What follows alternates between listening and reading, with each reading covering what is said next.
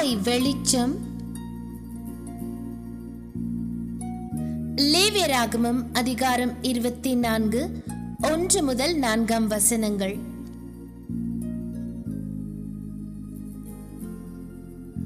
விளக்கை பராமரித்தல் பாகம் 1.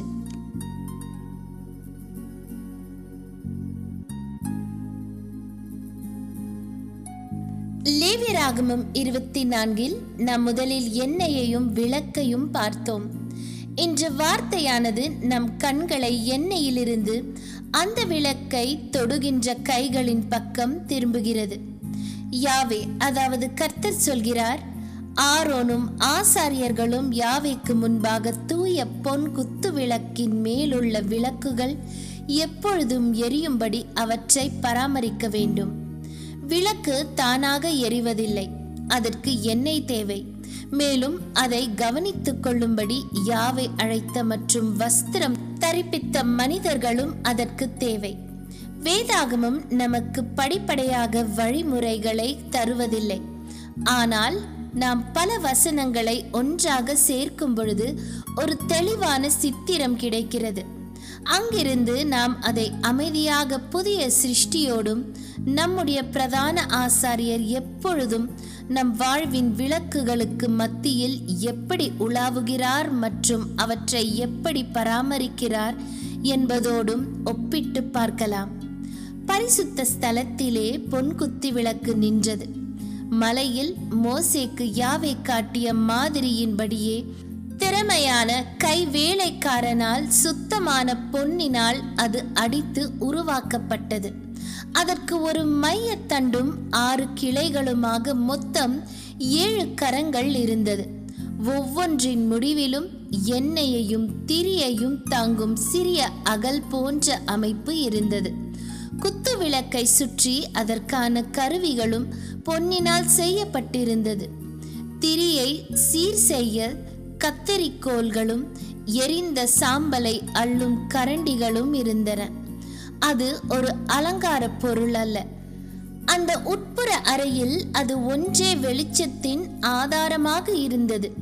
அது இல்லாவிட்டால் சமூக தப்ப மேஜையும் தூபப்பீடமும் இருளில் மூழ்கியிருக்கும். மோசேக்கு யாவே இட்ட கட்டளை எளிமையானது, ஆனால் மிகவும் முக்கியமானது. விளக்கு எப்பொழுதும் எரிந்து கொண்டிருக்கும்படி இடித்து பிழிந்த தெளிவான ஒலிவ எண்ணெயை உன்னிடத்தில் கொண்டு வரும்படி இஸ்ரவேல் புத்திரருக்கு கட்டளையிடு. ஆசாரிப்பு கூடாரத்திலே ஆரோனும் ஆசாரியர்களும் யாவைக்கு முன்பாக தூய பொன் குத்து விளக்கின் மேலுள்ள விளக்குகளை நித்தமும் பராமரிக்க வேண்டும்.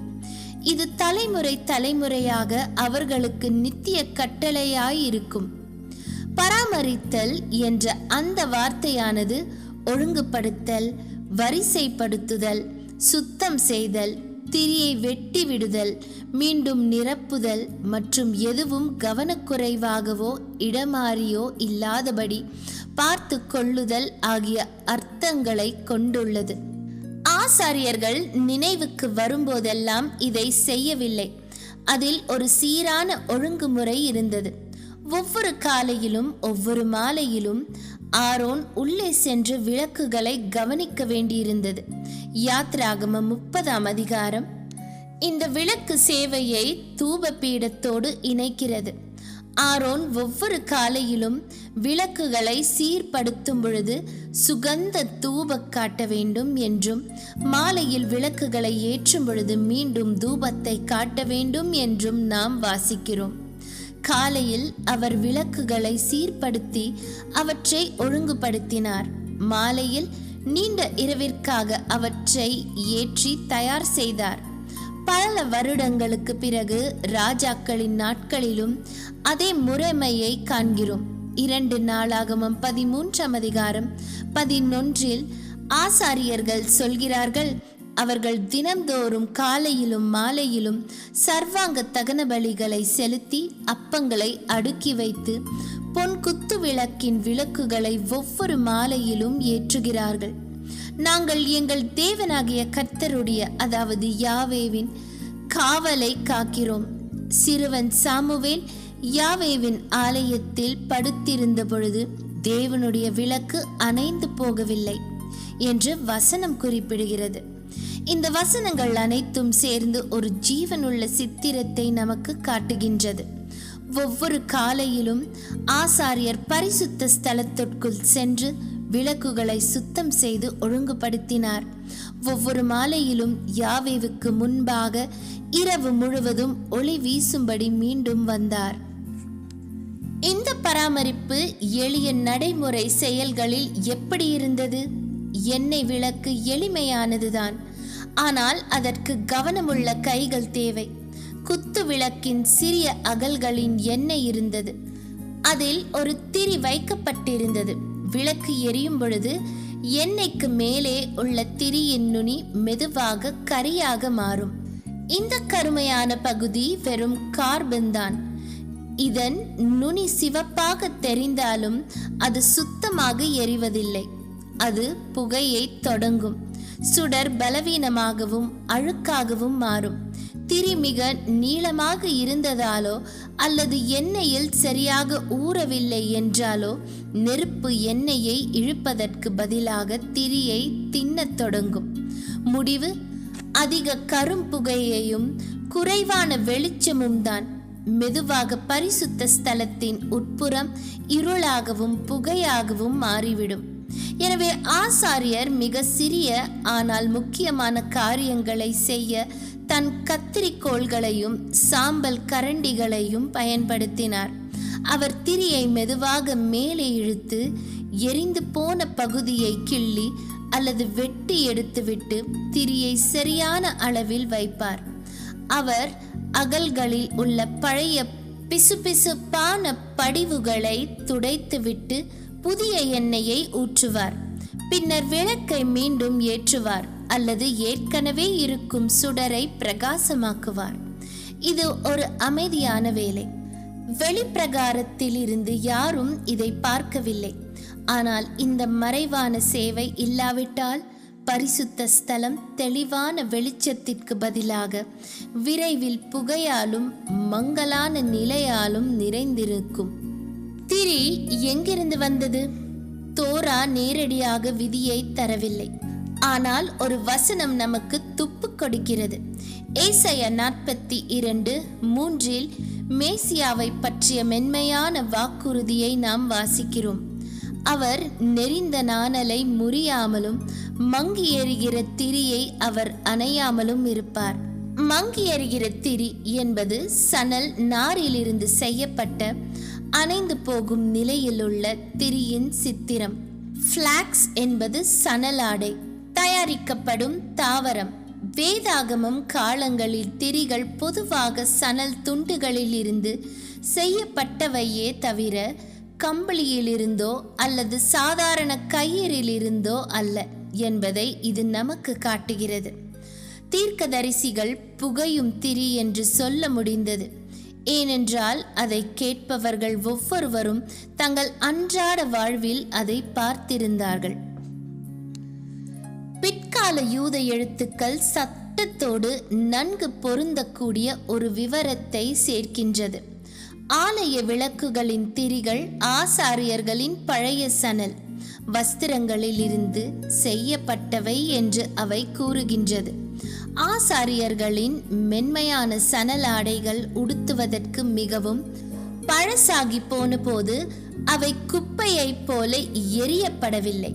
அவை கிழித்து துண்டாக்கப்பட்டு திரிகளாக திரித்து பரிசுத்த ஸ்தலத்தில் ஒளியேற்றுவதற்காக பயன்படுத்தப்பட்டது. நமக்கு ஏற்கனவே தெரிந்தவற்றுடன் இது ஒத்துப்போகிறது. ஆசாரியர்கள் சுத்தமும் வெண்மையுமான சணல் வஸ்திரங்களை அணிய கட்டளையிடப்பட்டிருந்தார்கள். லினன் தூய்மையானது. அது கம்பளியை காட்டிலும் சுத்தமாக எரியக்கூடியது. ஒரு காலத்தில் ஆசாரியரின் உடலை மூடியிருந்த அதே துணி வஸ்திரம் இப்பொழுது விளக்குக்கு மூலப்பொருளானது. பரிசுத்த சேவையின் ஒரு பகுதியில் பயன்பட்டது. வீணாக்கப்படாமல் ஒளிக்கு துணை புரியும் புதிய நோக்கத்திற்காக கொடுக்கப்பட்டது. விளக்குகள் கவனமாக பராமரிக்கப்பட வேண்டும் என்று யாவே ஏன் வலியுறுத்தினார் என்பதை இப்பொழுது நாம் பார்க்கலாம். அவை சாயங்காலம் தொடங்கி விடியற்காலம் வரைக்கும் யாவைக்கு முன்பாக நித்திய கட்டளையாக எரிய வேண்டும் என்று அவர் சொன்னார். அந்த ஒளி ஒரு சாட்சியாக இருந்தது. வார்த்தைகள் இல்லாமலே அது அறிவித்தது, யாவே இங்கே இருக்கிறார், அவருடைய கூடாரம் காலியாக இல்லை, அவருடைய ஜனம் அவரை மறக்கவில்லை. விளக்கு அணைந்து போனால் அந்த சாட்சி தோற்று போனது போல் இருக்கும். விளக்குகள் அசுத்தமாக விடப்பட்டு கெட்டுப்போன எண்ணெய் மற்றும் கரும்புகையோடு எரிந்தால் பரிசுத்த ஸ்தலம் தூய நிலையான ஒளிக்கு பதிலாக துர்நாற்றத்தாலும் கரியின் கரைகளாலும் நிறைந்திருக்கும். திரைக்கு முன்பாக இருக்கும் விளக்கு திரைக்கு பின்னால் வாழும் தேவனுக்கு பொருத்தமாக இருப்பதை உறுதி செய்வதே ஆசாரியரின் அன்றாட அமைதியான பணியாக இருந்தது. தூய்மையாக, பிரகாசமாக, ஒழுங்காக, ஒருபோதும் புறக்கணிக்கப்படாததாக. புதிய சிருஷ்டிக்கு இங்கே ஏற்கனவே ஒரு மென்மையான பாடம் இருக்கிறது. வெளிப்படுத்தின விசேஷத்தில் உயிர்த்தெழுந்த கிறிஸ்து 7 பொன் குத்து விளக்குகளின் மத்தியில் உலாவுவதை யோவான் காண்கிறார். மேலும் அந்த 7 குத்து விளக்குகளும் 7 சபைகள் என்று அவருக்கு சொல்லப்படுகிறது. நம் எஜமானும் தேவனுடைய குமாரனுமாகிய அவரே நமது மெய்யான பிரதான ஆசாரியர். இவர் ஆரோனை விட பெரியவர். அவர் தமது குத்து விளக்குகளின் மத்தியில் உலாவுகிறார். அவர் ஒவ்வொரு சபையின் சுடரையும் கவனிக்கிறார். மேலும் ஒவ்வொரு புதிய சிருஷ்டியின் சுடரையும் அவர் கவனிக்கிறார். 7 சபைகளுக்கு அவர் எழுதிய கடிதங்களில் நல்லவற்றை புகழுகிறார். அவர்கள் வழிவிலகிய இடங்களை எச்சரிக்கிறார். அவர்களை மனம் திரும்ப அழைக்கிறார். ஜெயம் கொள்கிறவர்களுக்கு வெகுமதிகளை வாக்குத்தத்தம் பண்ணுகிறார். இவை அனைத்தும் விளக்குகளை அவர் பராமரிக்கும் வழிமுறைகள். கரியாக எரிந்து போனதை வெட்டிவிட்டு புதிய எண்ணெயை சேர்த்து புதிய சிருஷ்டியின் ஒளி மீண்டும் தெளிவாக பிரகாசிக்கும்படி எல்லாவற்றையும் ஒழுங்குபடுத்துகிறார். நமது தனிப்பட்ட வாழ்விலும் இதே நிலைதான். நமக்குள் இருக்கும் திரி, அதாவது நமது சிந்தனைகள், நோக்கங்கள் மற்றும் மனப்பான்மைகள் எளிதாக கரையை பிடித்து கொள்கிறது. பெருமை, மறைவான பாவம், கசப்பு, இம்மைக்கான அன்பு, சுய பச்சாதாபம், கோபம் ஆகிய அனைத்தும் திரியின் நுனியில் பிடிக்கும் கரையை போன்றவை. நம் பிரதான ஆசாரியரை இவற்றை தொட நாம் அனுமதிக்காவிட்டால் நம் சுடர் இருக்கலாம், ஆனால் அது பலவீனமாகவும் புகையுள்ளதாகவும் இருக்கும். நம்மை சுற்றியுள்ள இடம் இருக்க வேண்டியதை விட இருளாக இருக்கும். நாம் யாவேவின் பிரசன்னத்திற்குள் வந்து அவருடைய வார்த்தைக்கு நம் இதயங்களை திறந்து அவருடைய ஆவி நம்மை சோதித்தறிய அனுமதித்து அவர் நமக்கு காட்டுவதை அறிக்கையிட்டு அவருடைய கிருபையின் புதிய நிரப்புதலை பெற்றுக்கொள்ளும் பொழுதே நம் விளக்கின் பராமரிப்பு நிகழ்கிறது. அப்பொழுது நம் வாழ்க்கை அவருக்கு முன்பாக இன்னும் அமைதியாக, இன்னும் நிலையாக, இன்னும் உண்மையாக எரியும். எனவே ஆரோன் யாவைக்கு முன்பாக தூய பொன் குத்து விளக்கின் மேலுள்ள விளக்குகளை நித்தமும் பராமரிக்க வேண்டும் என்று லேவியராகமும் சொல்லும் பொழுது அது ஏதோ ஒரு பழைய சடங்கை மட்டும் விவரிக்கவில்லை. இது நமது பிரதான ஆசாரியர் தமது ஜனங்களின் மத்தியில் இன்னும் என்ன செய்து கொண்டிருக்கிறார் என்பதற்கான ஒரு சித்திரம். மாதிரி எளிமையானது. சுத்தம் செய்தல், வெட்டி விடுதல், மீண்டும் நிரப்புதல். நேரம் முறையானது. காலையும் மாலையும். நோக்கம் பரிசுத்தமானது. யாவேவுக்கு முன்பாக ஒளி ஒருபோதும் அணைந்து போகக்கூடாது.